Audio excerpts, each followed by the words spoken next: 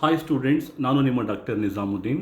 ನನ್ನ previous session 26ಅಲ್ಲಿ ನಾನು organisational structure of commercial banking system ಅನ್ನುವಂಥ ವಿಚಾರದ ಬಗ್ಗೆ ಅಥವಾ ವಾಣಿಜ್ಯ ಬ್ಯಾಂಕುಗಳ ರಚನೆಯನ್ನು ಕುರಿತು ನಾನು ಚರ್ಚೆಯನ್ನು ಮಾಡ್ತಾ ಇದ್ದೆ. ಇವತ್ತಿನ ನನ್ನ ಸೆಷನ್ 27ರಲ್ಲಿ role of commercial banks in developing economy ಅನ್ನುವಂತಹ ವಿಷಯವನ್ನು ಕುರಿತು ನಾನು ಚರ್ಚೆನ ಮಾಡಲಿಕ್ಕೆ ಇಚ್ಛೆ ಪಡ್ತೇನೆ. ಅಫ್ಕೋರ್ಸ್ ಎಕ್ಸಾಮಿನೇಷನಲ್ಲಿ ವಿದ್ಯಾರ್ಥಿಗಳಾದ ನೀವು ಈ ಒಂದು ವಿಷಯದ ಮೇಲೆ ಸುಮಾರು ಒಂದು 10 ಅಂಕಗಳ ಪ್ರಶ್ನೆಯನ್ನು ಕೂಡ ತಾವು ನಿರೀಕ್ಷೆಯನ್ನು ಮಾಡ್ಬೋದು. ಜೊತೆಗೆ ನಾಲೆಜ್ ಪಾಯಿಂಟ್ ಆಫ್ ವ್ಯೂ, ಜ್ಞಾನದ ದಿಸೆಯಿಂದನೂ ಕೂಡ ವಾಣಿಜ್ಯ ಬ್ಯಾಂಕುಗಳು ಒಂದು ದೇಶದ ಆರ್ಥಿಕ ಅಭಿವೃದ್ಧಿಯಲ್ಲಿ ಯಾವ ತರಹದ ಪಾತ್ರವನ್ನು ನಿರ್ವಹಿಸ್ತದೆ ಅನ್ನೋದನ್ನು ನಾವು ಅರ್ಥ ಮಾಡ್ಕೊಳ್ಳೋದು ಭಾಳ ಅತ್ಯಗತ್ಯ ಅಂತ ನಾನು ಭಾವಿಸ್ಕೊಳ್ತೇನೆ. ಪ್ರೀತಿಯ ವಿದ್ಯಾರ್ಥಿಗಳೇ, ಇವತ್ತಿನ ಒಂದು ಸಮಕಾಲೀನ ಸ್ಪರ್ಧಾತ್ಮಕ ಯುಗದಲ್ಲಿ ಭಾರತದಂತಹ ಒಂದು ಅಭಿವೃದ್ಧಿಶೀಲ ರಾಷ್ಟ್ರ ಆಗಲಿ ಅಥವಾ ಕೆಲವೊಂದು ಅಂಡರ್ ಡೆವಲಪ್ಡ್ ಎಕಾನಮೀಸ್ ಅಥವಾ ಹಿಂದುಳಿದ ರಾಷ್ಟ್ರಗಳಾಗಲಿ, ಆ ರಾಷ್ಟ್ರಗಳು ತಮ್ಮ ಅಭಿವೃದ್ಧಿಯನ್ನು ತುಂಬ ವೇಗದತ್ತ ಅಥವಾ ಶೀಘ್ರಗತಿಯಲ್ಲಿ ತ್ವರಿತಗತಿಯಲ್ಲಿ ಅವರು ಅಭಿವೃದ್ಧಿಯನ್ನು ಸಾಗಿಸಬೇಕಾದ್ರೆ, ಅಭಿವೃದ್ಧಿಯನ್ನು ಅವರು ಹೊಂದಬೇಕಾದ್ರೆ ಆ ದೇಶದಲ್ಲಿ ಅಥವಾ ದೇಶದ ಆರ್ಥಿಕಾಭಿವೃದ್ಧಿಯಲ್ಲಿ ಆ ದೇಶದ ವಾಣಿಜ್ಯ ಬ್ಯಾಂಕ್ಗಳು ಭಾಳನೇ ನಿರ್ಣಾಯಕವಾದಂತಹ ಪ್ರಮುಖವಾದಂತಹ ಪಾತ್ರವನ್ನು ವಹಿಸ್ತವೆ. The banks play a very vital role in economic development of developing economy. No UDC can progress without setting up a sound system of commercial banking in the economy. ಒಂದು ಯಾವುದೇ ಒಂದು ಹಿಂದುಳಿದ ದೇಶ ಅಥವಾ ಒಂದು ಅಭಿವೃದ್ಧಿಯನ್ನು ಹೊಂದುತ್ತಿರುವಂತಹ ಒಂದು ಅಭಿವೃದ್ಧಿಶೀಲ ದೇಶ ಅಂತ ಹೇಳ್ಬೋದು ನಾವು, ಆ ಒಂದು ರಾಷ್ಟ್ರಗಳಲ್ಲಿ ಈ ವಾಣಿಜ್ಯ ಬ್ಯಾಂಕ್ಗಳು ಸಾಕಷ್ಟು ನಿರ್ಣಾಯಕ ಪಾತ್ರವಾದಂತಹ ಒಂದು ಪ್ರಮುಖವಾದಂತಹ ಪಾತ್ರವನ್ನು ವಹಿಸ್ತವೆ. ತಾವು ವಾಣಿಜ್ಯ ಬ್ಯಾಂಕ್ಗಳು ಇಂತಹ ಒಂದು ಆರ್ಥಿಕತೆಯಲ್ಲಿ ನಿರ್ವಹಿಸುವಂತಹ ಪಾತ್ರವನ್ನು ನಾವು ಚರ್ಚೆಯನ್ನು ಕೆಲವೊಂದು ಅಂಶಗಳ ಸಹಾಯದ ಮೂಲಕ ನಾವು ಚರ್ಚೆಯನ್ನು ನಾವು ಮಾಡಬಹುದು. ಮೊದಲನೇದಾಗಿ ಕ್ಯಾಪಿಟಲ್ ಫಾರ್ಮೇಷನ್ ಅಂತ ಹೇಳ್ತೇವೆ. ಕ್ಯಾಪಿಟಲ್ ಫಾರ್ಮೇಷನ್ ಅಂತ ಹೇಳಿದಾಗ ನಾವು ಕನ್ನಡದಲ್ಲಿ ಇದಕ್ಕೆ ಬಂಡವಾಳ ಸಂಚಯನದ ಪ್ರಕ್ರಿಯೆಯಲ್ಲಿ ವಾಣಿಜ್ಯ ಬ್ಯಾಂಕ್ಗಳು ತಮ್ಮದೇ ಪಾತ್ರವನ್ನು ವಹಿಸ್ತವೆ ಅಂತ ಹೇಳ್ತೇವೆ. ಏನಿದು ಬಂಡವಾಳ ಸಂಚಯನ?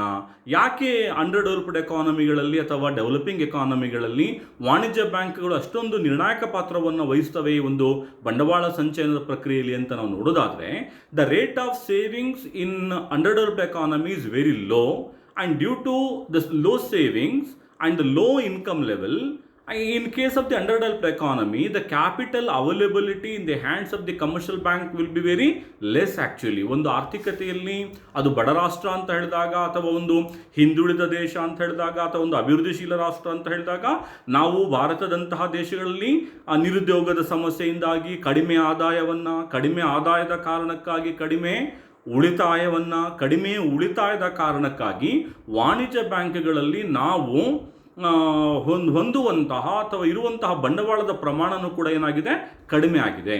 ಒಂದು ಆರ್ಥಿಕತೆಯಲ್ಲಿ ಅಗತ್ಯವಿರುವಂತಹ ಹೆಚ್ಚು ಬಂಡವಾಳವನ್ನು ಕ್ರೋಢೀಕರಣ ಮಾಡುವಂತಹ ದಿಸೆಯಲ್ಲಿ ಅಥವಾ ಆರ್ಥಿಕ ಅಭಿವೃದ್ಧಿಯನ್ನು ಸಾಧಿಸಲಿಕ್ಕೆ ಹೆಚ್ಚಿನ ಪ್ರಮಾಣದ ಬಂಡವಾಳವನ್ನು ಪೂರೈಸುವಂತಹ ಉದ್ದೇಶದಿಂದ ಅಥವಾ ಆ ಒಂದು ಹಣವನ್ನು ಉತ್ಪಾದಕ ಚಟುವಟಿಕೆಗಳಿಗೆ ಬಳಸಿಕೊಳ್ಳುವಂತಹ ಉದ್ದೇಶದಿಂದ ವಾಣಿಜ್ಯ ಬ್ಯಾಂಕ್ಗಳು ಈ ಬಡ ರಾಷ್ಟ್ರಗಳಲ್ಲಿ ಅಥವಾ ಹಿಂದುಳಿದ ರಾಷ್ಟ್ರಗಳಲ್ಲಿ ಅಥವಾ ಅಭಿವೃದ್ಧಿಶೀಲ ರಾಷ್ಟ್ರಗಳಲ್ಲಿ ಹೆಚ್ಚು ಸೇವಿಂಗ್ಸನ್ನು ಅಟ್ರಾಕ್ಟ್ ಮಾಡಬೇಕಾಗುತ್ತೆ, ಹೆಚ್ಚು ಉಳಿತಾಯಗಳನ್ನು ಆಕರ್ಷಿಸಬೇಕಾಗ್ತದೆ.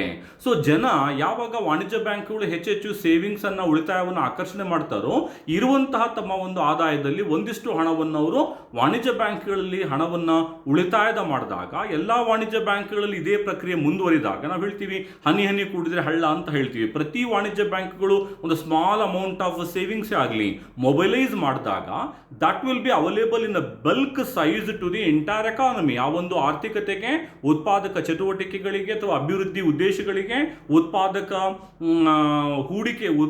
ಉತ್ಪಾದನೆಯ ಹೂಡಿಕೆ ಉದ್ದೇಶಗಳಿಗೆ ಲಭ್ಯವಾಗುವಂತಹ ಪ್ರಮಾಣ ಏನಾಗುತ್ತೆ, ಹೆಚ್ಚಾಗ್ತದೆ.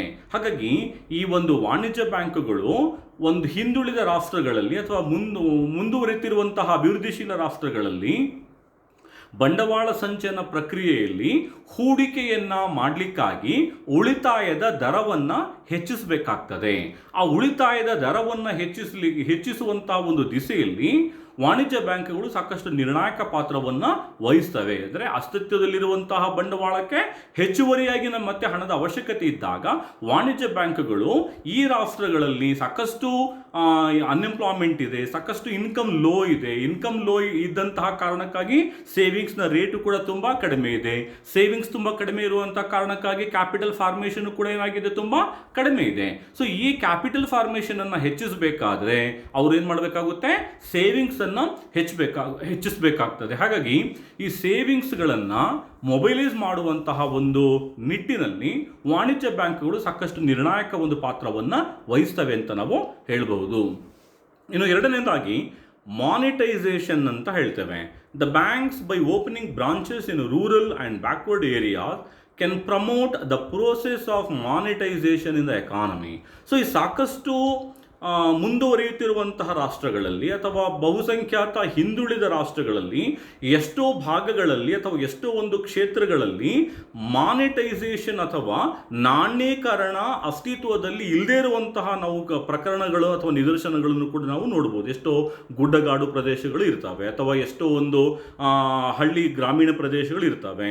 ಎಷ್ಟು ನಾವು ಈಗ ಈಸ್ಟರ್ನ್ ಸ್ಟೇಟ್ಸ್ ಅಂತ ಹೇಳ್ತೇವೆ ಭಾರತದಲ್ಲಿ, ನಾರ್ತ್ ಈಸ್ಟರ್ನ್ ಸ್ಟೇಟ್ಸಲ್ಲಿ ಅಥವಾ ಈ north eastern States, Arunachal Pradesh, ಈ ಭಾಗದಲ್ಲಿ ಸಾಕಷ್ಟು ಬ್ಯಾಂಕಿಂಗ್ ಶಾಖೆಗಳನ್ನು ಓಪನ್ ಮಾಡುವುದರ ಮೂಲಕ, ಬ್ಯಾಂಕಿಂಗ್ ಶಾಖೆಗಳನ್ನು ತೆರೆಯುವುದರ ಮೂಲಕ ಆ ಒಂದು ಬ್ಯಾಕ್ವರ್ಡ್ ಏರಿಯಾಗಳನ್ನು ಅಥವಾ ಹಿಲ್ಲಿ ಏರಿಯಾಗಳನ್ನು ನಾವು ಮಾನಿಟೈಸೇಷನ್ನ ವ್ಯಾಪ್ತಿಗೆ ನಾವು ತರಬಹುದು. ಅಂತಂದರೆ ಎಷ್ಟೋ ಪ್ರದೇಶಗಳಲ್ಲೂ ಭಾರತದಲ್ಲೂ ಕೂಡ ನಾವು ಹಣದ ಬಳಕೆಯನ್ನು ಮಾಡಿಕೊಳ್ಳದೆ ಸಾಟಿ ವಿನಿಮಯ ಪದ್ಧತಿಯನ್ನು ನಾವು ಕಾಣುವಂತಹ ಎಷ್ಟೋ ಉದಾಹರಣೆಗಳು, ಪ್ರಕರಣಗಳು ನಾವು ನೋಡಿದ್ದೇವೆ. ಈ ಒಂದು ಹಿಂದುಳಿದ ಭಾಗಗಳಲ್ಲಿ, ಹಿಂದುಳಿದ ಪ್ರದೇಶಗಳಲ್ಲಿ ಅಥವಾ ಗ್ರಾಮೀಣ ಭಾಗಗಳಲ್ಲಿ ವಾಣಿಜ್ಯ ಬ್ಯಾಂಕ್ಗಳು ತಮ್ಮ ಹೆಚ್ಚಿನ ಶಾಖೆಗಳನ್ನು ತೆರೆಯುವುದರ ಮೂಲಕ ಒಂದು ಮಾನಿಟೈಸೇಷನ್ ಅನ್ನ ಅಥವಾ ಆ ನಾಣ್ಯೀಕರಣವನ್ನು ಅಥವಾ ಆ ಹಣಕಾಸಿನ ಒಂದು ಅಸ್ತಿತ್ವವನ್ನು ಅವರು ಉಂಟು ಮಾಡಬಹುದು, ಸೃಷ್ಟಿಸಬಹುದು. ಇದು ಕೇವಲ ವಾಣಿಜ್ಯ ಬ್ಯಾಂಕ್ಗಳಿಂದ ಮಾತ್ರ ಸಾಧ್ಯ. ವಾಣಿಜ್ಯ ಬ್ಯಾಂಕ್ಗಳು ತಮ್ಮ ಸಾಕಷ್ಟು ಶಾಖೆಗಳನ್ನು ತೆರೆದಾಗ ಅಲ್ಲಿ ಏನಾಗುತ್ತೆ, ಅಲ್ಲಿನ ಜನರಿಗೂ ಕೂಡ ಬ್ಯಾಂಕಿಂಗ್ ಚಟುವಟಿಕೆಗಳು ಪರಿಚಯ ಆಗ್ತವೆ. ಜನ ಹಣದ ವ್ಯವಹಾರಗಳನ್ನು ಮಾಡ್ತಾರೆ, ಜನ ತಮ್ಮ ಹಣವನ್ನು ಉಳಿತಾಯ ಮಾಡ್ತಾರೆ ಅಥವಾ ATM ಸೆಂಟರ್ಗಳ ಮೂಲಕ, ATM ಕೌಂಟರ್ಗಳ ಮೂಲಕ ಹಣವನ್ನು ಹಿಂಪಡೆದುಕೊಳ್ತಾರೆ. ಹೀಗಾಗಿ ಈ ಬ್ಯಾಂಕಿಂಗ್ ಚಟುವಟಿಕೆಗಳು ಇಲ್ಲದೇ ಇರುವಂತಹ ಅಥವಾ ಈ ಮಾನಿಟೈಸೇಷನ್ ಸಿಸ್ಟಮ್ ಅಥವಾ ಈ ಹಣರೂಪಿ ವ್ಯವಸ್ಥೆ ಇಲ್ಲದೇ ಇರುವಂತಹ ಎಷ್ಟೋ ಹಿಂದುಳಿದ ಭಾಗಗಳಲ್ಲಿ ಅಥವಾ ಗ್ರಾಮೀಣ ಪ್ರದೇಶಗಳಲ್ಲಿ ವಾಣಿಜ್ಯ ಬ್ಯಾಂಕ್ಗಳು ತಮ್ಮ ಶಾಖೆಗಳನ್ನು ತೆರೆಯುವುದರ ಮೂಲಕ ಅಲ್ಲಿ ಮಾನಿಟೈಸೇಷನ್ ಅನ್ನು, ನಾಣ್ಯೀಕರಣದ ಒಂದು ವ್ಯವಸ್ಥೆಯನ್ನು ಜಾರಿಗೊಳಿಸ್ತವೆ. ಈ ನಿಟ್ಟಿನಲ್ಲೂ ಕೂಡ ವಾಣಿಜ್ಯ ಬ್ಯಾಂಕ್ಗಳು ನಿರ್ವಹಿಸುವಂಥ ಪಾತ್ರ ಸಾಕಷ್ಟು ನಿರ್ಣಾಯಕ ಅಂತ ನಾವು ಹೇಳ್ಬಹುದು. ಇನ್ನು ಮೂರನೇದಾಗಿ ಇನ್ನೋವೇಷನ್ಸ್ ಅಂತ ಹೇಳ್ತೇವೆ. Since innovations are an essential prerequisite for economic progress, banks pays special attention to the financing of business innovation by providing adequate and cheap credit to the entrepreneurs. So ಈ ಆವಿಷ್ಕಾರಗಳು ಅಂತ ಹೇಳ್ತೇವೆ, ಇನ್ನೋವೇಷನ್ಸ್ ಅಂತ ಹೇಳಿದಾಗ ನಾವು ಇದಕ್ಕೆ ಆವಿಷ್ಕಾರಗಳು ಅಥವಾ ಅನ್ವೇಷಣೆಗಳು, ಇನ್ವೆನ್ಷನ್ಸ್ ಆ್ಯಂಡ್ ಇನ್ನೋವೇಷನ್ಸ್ ಅಂತ ಹೇಳ್ತಾರೆ. ಈ ಇನ್ನೋವೇಷನ್ಸ್ ಇದೆಯಲ್ಲ, it's one of the engine of the growth. ಒಂದು ಆರ್ಥಿಕತೆ ತುಂಬ ಶೀಘ್ರಗತಿಯಲ್ಲಿ ಮುಂದುವರಿಬೇಕಾದ್ರೆ ಸಾಕಷ್ಟು ಇನ್ನೋವೇಷನ್ಸ್ಗಳಲ್ಲಿ ಜರುಗಬೇಕಾಗ್ತದೆ, ಸಾಕಷ್ಟು ಆವಿಷ್ಕಾರಗಳು, ಅನ್ವೇಷಣೆಗಳು ಉಂಟಾಗಬೇಕಾಗ್ತದೆ. ಎಷ್ಟೋ ನಮ್ಮ ಒಂದು ಆರ್ಥಿಕತೆಯಲ್ಲಿ ಎಷ್ಟೋ ಉತ್ಪಾದಕರು ಇನ್ನೋವೇಟಿವ್ ಐಡಿಯಾಸ್ಗಳನ್ನು, ಇನ್ನೋವೇಟಿವ್ ಬಿಸ್ನೆಸ್ ಐಡಿಯಾಸ್ಗಳನ್ನು ಅವ್ರು ಹೊಂದಿದ್ದಾರೆ. ಆದರೆ ಆ ಇನ್ನೋವೇಟಿವ್ ಬಿಸ್ನೆಸ್ ಐಡಿಯಾಗಳನ್ನು ಅವರು ಪ್ರಾಕ್ಟಿಕಲ್ ಆಗಿ ಕಾರ್ಯಾಚರಣೆ ತರಲಿಕ್ಕೆ ಅವ್ರಿಗೆ ಏನು ಬೇಕಾಗಿದೆ, ಹಣಕಾಸಿನ ಅವಶ್ಯಕತೆ ಇದೆ. ಹಾಗಾಗಿ ಈ ವಾಣಿಜ್ಯ ಬ್ಯಾಂಕ್ಗಳು ಹೆಚ್ಚೆಚ್ಚು ಆವಿಷ್ಕಾರದ ಅಥವಾ ಒಂದು ಕ್ರಿಯೇಟಿವಿಟಿ, ಒಂದು ಕ್ರಿಯಾಶೀಲ ಮನೋಭಾವವನ್ನು ಹೊಂದಿರುವಂತಹ ಬಿಸ್ನೆಸ್ ಪೀಪಲ್ಗಳನ್ನು ಹೆಚ್ಚೆಚ್ಚು ಸಾಲವನ್ನು ಕೊಡುವುದರ ಮೂಲಕ ಆ ಒಂದು ಆರ್ಥಿಕತೆಯಲ್ಲಿ ಅವರು ಹೊಂದಿರುವಂತಹ ಇನ್ನೋವೇಟಿವ್ ಐಡಿಯಾಸ್ಗಳನ್ನು ರಿಯಾಲಿಟಿಗೆ ತರಲಿಕ್ಕೆ ಅವರು ಸಹಕರಿಸ್ತಾರೆ. ಸೊ ಹಾಗಾಗಿ ಈ ಹಿಂದುಳಿದ ರಾಷ್ಟ್ರಗಳಲ್ಲಿ ಮತ್ತು ಮುಂದುವರಿಯುತ್ತಿರುವಂತಹ ರಾಷ್ಟ್ರಗಳಲ್ಲಿ ವಾಣಿಜ್ಯ ಬ್ಯಾಂಕುಗಳು ಇನ್ನೋವೇಷನ್ ಪರ್ಪಸ್ಗೆ ಅಥವಾ ಅನ್ವೇಷಣೆ ಮತ್ತು ಆವಿಷ್ಕಾರವನ್ನು ಹೊಂದಿರುವಂತಹ ಕೆಲವೊಂದು ಆದ್ಯತಾ ಕ್ಷೇತ್ರಗಳಿಗೆ ಹಣಕಾಸನ್ನು ಒದಗಿಸುವುದರ ಮೂಲಕ ಆ ರಾಷ್ಟ್ರದಲ್ಲಿ ಸಮಗ್ರವಾಗಿ ಇನ್ನೋವೇಷನ್ಸ್ ಅನ್ನು ಉಂಟು ಮಾಡುವುದರ ಮೂಲಕ ಆ ರಾಷ್ಟ್ರದ ಆರ್ಥಿಕ ಪ್ರಗತಿಗೆ ಅಥವಾ ಆರ್ಥಿಕ ಅಭಿವೃದ್ಧಿಗೆ ಹೆಚ್ಚು ಕಾರಣಕರ್ತರಾಗ್ತವೆ. ಹಾಗಾಗಿ ಒಂದು ದೇಶದ ಆರ್ಥಿಕಾಭಿವೃದ್ಧಿಯಲ್ಲಿ ಇನ್ನೋವೇಷನ್ಸ್ಗಳಿಗಾಗಿ ಅಥವಾ ಆವಿಷ್ಕಾರಗಳಿಗಾಗಿ ಸಾಲವನ್ನು ನೀಡುವುದರ ಮೂಲಕ ವಾಣಿಜ್ಯ ಬ್ಯಾಂಕು ಆ ದೇಶದ ಆರ್ಥಿಕ ಪ್ರಗತಿಯಲ್ಲಿ ತಾವು ನಿರ್ಣಾಯಕ ಪಾತ್ರವನ್ನು ವಹಿಸ್ತವೆ ಅಂತ ಹೇಳ್ತೇವೆ. ಇನ್ನು finance for priority sector. For the development of underdeveloped countries, it is essential that the banks take risk in extending credit facilities to the priority sectors such as agriculture and MSMEs. So ಈ ಸಾಕಷ್ಟು ಹಿಂದುಳಿದ ರಾಷ್ಟ್ರಗಳಲ್ಲಿ ನಾವು ಆದ್ಯತಾ ಕ್ಷೇತ್ರಗಳು ಅಂತ ಹೇಳ್ತೇವೆ. ಆದ್ಯತಾ ಕ್ಷೇತ್ರಗಳಿಗೆ ಹೆಚ್ಚೆಚ್ಚು ಹಣಕಾಸನ್ನು ಪೂರೈಸಬೇಕಾಗ್ತದೆ. ಭಾರತದ ಮಟ್ಟಿಗೆ ನಾವು ಹೇಳೋದಾದ್ರೆ ಹೆಚ್ಚು ಆದ್ಯತಾ ಕ್ಷೇತ್ರಗಳು ಅಂತ ಹೇಳಿದಾಗ ನಾವು ಕೃಷಿ ಅಂತ ಹೇಳ್ತೇವೆ. ಕೃಷಿ ಬಹಳ ಹಿಂದುಳಿದಿರುವಂತಹ ಒಂದು ಸೆಕ್ಟರ್ ಆಗಿದೆ. ಕೃಷಿಯನ್ನು ನಾವು ಒಂದು ಇಂಡಸ್ಟ್ರಿಯನ್ನಾಗಿ ಮಾಡಬೇಕಾಗಿದೆ. Agriculture we have to convert into the industry. So ಕೃಷಿಯನ್ನು ನಾವು ಆದ್ಯತೆಗೆ ಅನುಗುಣವಾಗಿ ನಾವು ಹೆಚ್ಚೆಚ್ಚು ಹಣಕಾಸನ್ನು ಒದಗಿಸಬೇಕಾಗ್ತದೆ. ಇನ್ನು MSMEs ಅಂತ ಹೇಳ್ತೀವಿ, micro small and medium enterprises ಅಂತ ಹೇಳ್ತೇವೆ. ಸೂಕ್ಷ್ಮ, ಸಣ್ಣ ಮತ್ತು ಮಧ್ಯಮ ಗಾತ್ರದ ಕೈಗಾರಿಕೆಗಳನ್ನು ಅಥವಾ ನಾವು ಸಾಂಪ್ರದಾಯಿಕ ಪದಗಳನ್ನು ಬಳಸೋದಾದ್ರೆ ನಾವು ಸಣ್ಣ ಮತ್ತು ಗುಡಿ ಕೈಗಾರಿಕೆಗಳು ಅಂತ ಹೇಳ್ತೇವೆ. ಅದನ್ನು ನಾವೀಗ ಇತ್ತೀಚೆಗೆ ಭಾರತದಲ್ಲಿ MSMEs ಅಂತ ನಾವು ಅದಕ್ಕೆ ಒಂದು ಪದವನ್ನು ಬಳಸ್ತಾ ಇದ್ದೀವಿ. MSMEs ಅಂತ ಹೇಳಿದಾಗ ಮೈಕ್ರೋ ಸ್ಮಾಲ್ ಮೀಡಿಯಂ ಎಂಟರ್ಪ್ರೈಸಸ್ ಅಂತ ಹೇಳ್ತೇವೆ. ಈ ಸಣ್ಣ, ಸೂಕ್ಷ್ಮ ಮತ್ತು ಅತಿ ಸಣ್ಣ, ಮಧ್ಯಮ ಗಾತ್ರದ ಕೈಗಾರಿಕೆಗಳು ಕೂಡ ಆದ್ಯತಾ ವಲಯದಲ್ಲಿ ಬರ್ತವೆ. ಸೊ ಈ ಕೃಷಿ ಮತ್ತು ಈ ಸಣ್ಣ ಮತ್ತು ಅತಿ ಸಣ್ಣ ಕೈಗಾರಿಕೆಗಳ ಅಭಿವೃದ್ಧಿಗಾಗಿ ವಾಣಿಜ್ಯ ಬ್ಯಾಂಕ್ಗಳು ಯಥೇಚ್ಛವಾದಂತಹ ಹಣಕಾಸನ್ನು ಒದಗಿಸಬೇಕಾಗ್ತದೆ. ನಮ್ಮಂತಹ ದೇಶದಲ್ಲಿ ವಾಣಿಜ್ಯ ಬ್ಯಾಂಕ್ಗಳು ಅಪಾರ ಪ್ರಮಾಣದ ಹಣವನ್ನು ಸಾಲವನ್ನಾಗಿ ಈ ಒಂದು ಆದ್ಯತಾ ಕ್ಷೇತ್ರಗಳಿಗೆ ನೀಡ್ತಾ ಇರೋದ್ರಿಂದ ದೇಶದ ಆರ್ಥಿಕ ಪ್ರಗತಿಯಲ್ಲಿ ವಾಣಿಜ್ಯ ಬ್ಯಾಂಕ್ಗಳು ಸಾಕಷ್ಟು ನಿರ್ಣಾಯಕ ಪಾತ್ರವನ್ನು ನಾವು ವಹಿಸ್ತಾ ಇದ್ದಾವೆ ಅಂತಲೇ ನಾವು ಹೇಳ್ಬಹುದು. ಇನ್ನು provision of long term finance ಅಂತ ಹೇಳ್ತೇವೆ. Provision of long term finance ಅಂತ ಹೇಳಿದಾಗ ಅದು ದೀರ್ಘಾವಧಿಯ ಹಣಕಾಸಿನ ಒಂದು ಅವಕಾಶ ಅಥವಾ ದೀರ್ಘಾವಧಿಯ ಹಣಕಾಸಿನ ಒಂದು ವ್ಯವಸ್ಥೆಯನ್ನು ಹೊಂದಿರಬೇಕಾಗ್ತದೆ ಒಂದು ದೇಶ. ಯಾಕಂತಂದರೆ as is well known, the new business need long-term loans for their proper establishment. The commercial banks change their policies in favor of granting long-term finance to trade and industry. So ಸಾಕಷ್ಟು ಹಿಂದುಳಿದ ರಾಷ್ಟ್ರಗಳಲ್ಲಿ, ಅಭಿವೃದ್ಧಿಶೀಲ ರಾಷ್ಟ್ರಗಳಲ್ಲಿ ಎಷ್ಟೋ infant industry ಇರ್ತವೆ, ನಾವು ಶೈಶಾವಸ್ಥೆಯ ಕೈಗಾರಿಕೆಗಳು ಅಂತ ಹೇಳ್ತೇವೆ, ಅಥವಾ ಆಗಷ್ಟೇ ಪ್ರಾರಂಭಗೊಂಡಿರುವಂತಹ ಕೆಲವೊಂದು ಹೊಸ ಹೊಸ ಉದ್ಯಮಗಳಿರ್ತವೆ. ಆ ಒಂದು ಉದ್ಯಮಗಳಿಗೆ ಕೇವಲ ಅಲ್ಪಾವಧಿ ಸಾಲವನ್ನು ಕೊಟ್ಟರೆ ಅದು ಅಷ್ಟೊಂದು ಸಹಾಯ ಆಗಿರಲಿಕ್ಕಿಲ್ಲ. ಸೊ ಆ ಒಂದು ಶೈಶಾವಸ್ಥೆಯಲ್ಲಿರುವಂತಹ ಕೈಗಾರಿಕೆಗಳನ್ನು ಹೆಚ್ಚೆಚ್ಚು ಪ್ರೇರೇಪಿಸಲಿಕ್ಕಾಗಿ ಅಥವಾ ನೂತನವಾಗಿ ಪ್ರಾರಂಭಗೊಂಡಿರುವಂತಹ ಹೊಸ ಹೊಸ ಉದ್ಯಮಗಳನ್ನು ಅಭಿವೃದ್ಧಿಪಡಿಸಲಿಕ್ಕಾಗಿ ವಾಣಿಜ್ಯ ಬ್ಯಾಂಕ್ಗಳು ಲಾಂಗ್ ಟರ್ಮ್ ಫೈನಾನ್ಸನ್ನು, ದೀರ್ಘಾವಧಿ ಹಣಕಾಸನ್ನು ಒದಗಿಸಬೇಕಾಗ್ತದೆ. ಸೊ ದೀರ್ಘಾವಧಿ ಹಣಕಾಸನ್ನು ಒದಗಿಸಿದಾಗ ಆ ಸಸ್ಟೈನಬಿಲಿಟಿ ಅಂತ ಹೇಳ್ತೀವಲ್ಲ, ಆ ಸಸ್ಟೈನಬಿಲಿಟಿ ಪವರ್ ಅನ್ನುವಂಥದ್ದು ಸಾಕಷ್ಟು ಕಂಪನಿಗಳಿಗೆ ಅಥವಾ ವ್ಯಾಪಾರ ವಾಣಿಜ್ಯದ ಆ ಒಂದು ಚಟುವಟಿಕೆಗಳಿಗೆ ಅದು ಒದಗುತ್ತೆ. ಸೊ ಹಾಗಾಗಿ ಕೇವಲ ಶಾರ್ಟ್ ಟರ್ಮ್ ಫೈನಾನ್ಸ್ ಅನ್ನು ಕೊಡುವುದರ ಮೂಲಕ ನಾವು ಆರ್ಥಿಕ ಪ್ರಗತಿಯನ್ನು ನಾವು ನಿರೀಕ್ಷಿಸುವುದು ಇಂತಹ ಒಂದು ಉತ್ಪಾದಕರಿಂದ, ಉದ್ಯಮಗಳಿಂದ ಅದು ಅಷ್ಟೊಂದು ಸಮಂಜಸ ಅಲ್ಲ. ಈ ನೂತನವಾಗಿ ಪ್ರಾರಂಭಗೊಂಡಿರುವಂತಹ ಉದ್ಯಮಗಳು ಅಥವಾ ಶೈಶಾವಸ್ಥೆಯಲ್ಲಿರುವಂತಹ ಕೈಗಾರಿಕೆಗಳನ್ನು ಹೆಚ್ಚೆಚ್ಚು ಬಲಿಷ್ಠಪಡಿಸಲಿಕ್ಕಾಗಿ ದೀರ್ಘಾವಧಿಯ ಅಥವಾ ಲಾಂಗ್ ಟರ್ಮ್ ಫೈನಾನ್ಸ್ನ ವ್ಯವಸ್ಥೆಯನ್ನು ಅಥವಾ ಅವಕಾಶವನ್ನು ಕಲ್ಪಿಸಿಕೊಡಬೇಕಾಗ್ತದೆ. ವಾಣಿಜ್ಯ ಬ್ಯಾಂಕ್ಗಳು ಆ ಕೆಲಸವನ್ನು ಮಾಡ್ತಾ ಇದ್ದಾರೆ ಭಾರತದಂತಹ ರಾಷ್ಟ್ರದಲ್ಲಿ. ಹಾಗಾಗಿ ಈ ದೀರ್ಘಾವಧಿ ಹಣಕಾಸನ್ನು ಒದಗಿಸುವುದರ ಮೂಲಕ ರಾಷ್ಟ್ರ ನಿರ್ಮಾಣದ ಕಾರ್ಯದಲ್ಲಿ ವಾಣಿಜ್ಯ ಬ್ಯಾಂಕ್ಗಳು ಸಕ್ರಿಯವಾಗಿ ಪಾತ್ರವನ್ನು ವಹಿಸ್ತಾ ಇದ್ದಾವೆ.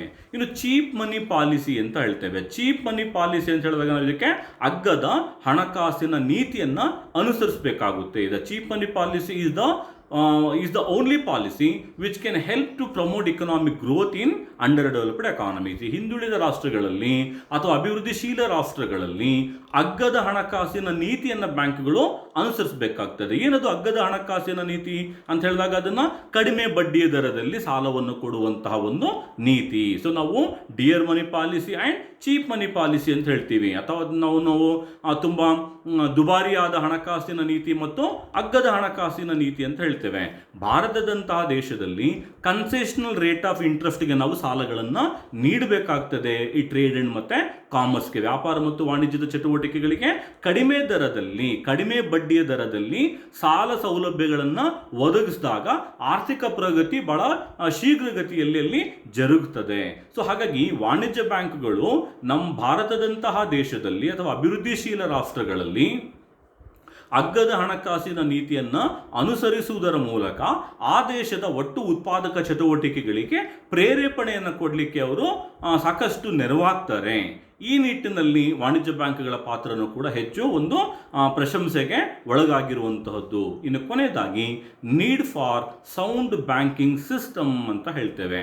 Need for sound banking system sound commercial banking system is an prerequisite for the economic progress of the underdeveloped economies. ಯಾವುದೇ ಒಂದು ದೇಶ ಮುಂದುವರಿಬೇಕಾದ್ರೆ ಆ ದೇಶದಲ್ಲಿ ಒಂದು ಬಲಿಷ್ಠವಾದಂತಹ ಬಲಾಢ್ಯವಾದಂತಹ ಬ್ಯಾಂಕಿಂಗ್ ಪದ್ಧತಿ ಇರಬೇಕಾಗ್ತದೆ.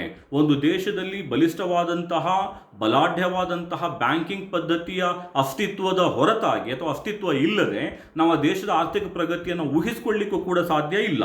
ಹಾಗಾಗಿ ಒಂದು ದೇಶದ ಆರ್ಥಿಕಾಭಿವೃದ್ಧಿಯಲ್ಲಿ ವಾಣಿಜ್ಯ ಬ್ಯಾಂಕ್ಗಳು ಹೇಗೆ ಪಾತ್ರವನ್ನು ವಹಿಸ್ತಾ ಇದ್ದಾವೆ ಅಂತ ಹೇಳಿದ್ರೆ, ಅಲ್ಲಿ ಒಂದು ಬಲಾಢ್ಯವಾದ ಬಲಿಷ್ಠವಾದಂತಹ ಆರ್ಗನೈಸ್ಡ್ ಬ್ಯಾಂಕಿಂಗ್ ಅಥವಾ ಸಂಘಟಿತವಾದಂತಹ ಒಂದು ಬ್ಯಾಂಕಿಂಗ್ ವ್ಯವಸ್ಥೆಯನ್ನು ಸೃಷ್ಟಿಸುವುದರ ಮೂಲಕ, ಕಲ್ಪಿಸಿಕೊಡುವುದರ ಮೂಲಕ ಆ ರಾಷ್ಟ್ರದ ಆರ್ಥಿಕ ಅಭಿವೃದ್ಧಿಗೆ ಪರೋಕ್ಷವಾಗಿ ಮತ್ತು ಪ್ರತ್ಯಕ್ಷವಾಗಿ ಅವು ಸಾಕಷ್ಟು ಕಾರಣೀಭೂತ ಆಗ್ತವೆ. ಹಾಗಾಗಿ ಈ ಒಂದು ಹಿಂದುಳಿದ ರಾಷ್ಟ್ರ ಹಾಗೂ ಮುಂದುವರೆಯುತ್ತಿರುವಂತಹ ರಾಷ್ಟ್ರ ಅಥವಾ ಅಭಿವೃದ್ಧಿಶೀಲ ರಾಷ್ಟ್ರಗಳ ಆರ್ಥಿಕಾಭಿವೃದ್ಧಿಯಲ್ಲಿ ವಾಣಿಜ್ಯ ಬ್ಯಾಂಕ್ಗಳ ಪಾತ್ರವನ್ನು ನಾವು ಎಷ್ಟು ಚರ್ಚೆ ಮಾಡಿದರೂ ಕೂಡ ನಾವು ಅದನ್ನು ಕಡಿಮೆನೆ ಅಂತ ನಾವು ಹೇಳ್ಬೋದು. ಪ್ರೀತಿಯ ವಿದ್ಯಾರ್ಥಿಗಳೇ, ಇವತ್ತಿನ ನನ್ನ ಚರ್ಚೆಯನ್ನು ಇಲ್ಲಿಗೆ ನಾನು ನಿಲ್ಲಿಸ್ತಾ ಇದ್ದೇನೆ.